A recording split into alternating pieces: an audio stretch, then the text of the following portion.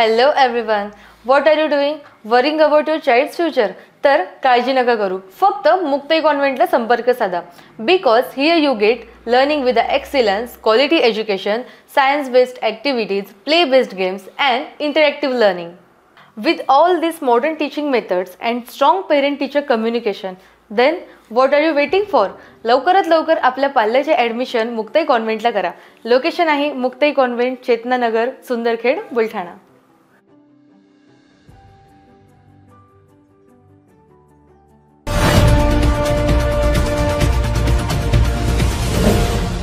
City news वसा जनसेवेचा.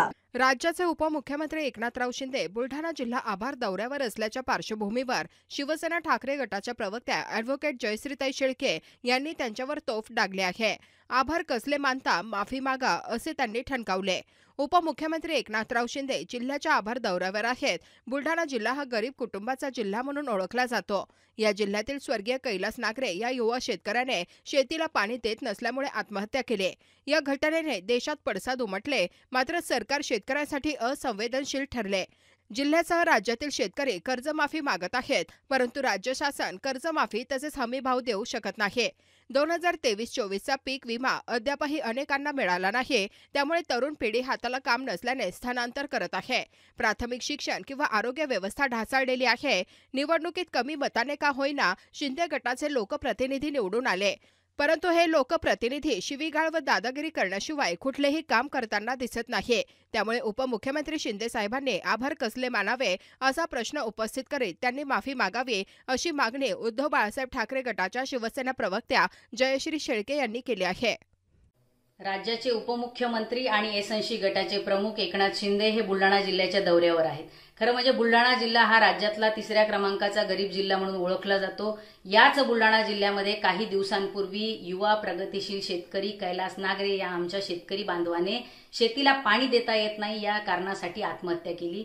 बुलढाणा जिल्ह्यासह राज्यभरामध्ये आज शेतकरी कर्जमाफी मागताय, परंतु तुम्ही सांगताय की आम्ही कर्जमाफी देऊ शकत नाही. शेतकऱ्यांच्या शेतमालाला तुम्ही भाव देऊ शकत नाही. तुम्ही शेतकऱ्यांना 2023-24चा जो पीक विमा दिलाय तो पण पीक विमा देत असताना त्या पीक विम्याची मदत ही शेतकऱ्यांना पूर्णपणे मिळालेली नाही.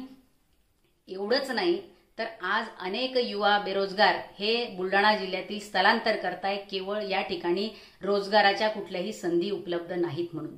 आज प्राथमिक शिक्षण असेल किंवा आरोग्य व्यवस्था असेल ग्रामीण भागातली, या सगळ्यांची दयनीय अवस्था आहे.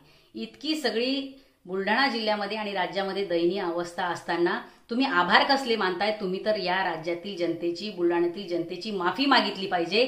तुमच्या लोकप्रतिनिधींना कमी मतांनी का होईना लोकांनी सभागृहात पाठवलं आणि हेच लोकप्रतिनिधी निवडून आल्यानंतर लोकांना शिव्या देण्याचं काम करतात, मतदारांना शिव्या देतात. त्याच्यामुळे उपमुख्यमंत्री साहेब या बुलढाणा जिल्ह्यामध्ये येऊन जनतेचे आभार मानण्यापेक्षा माफी मागा.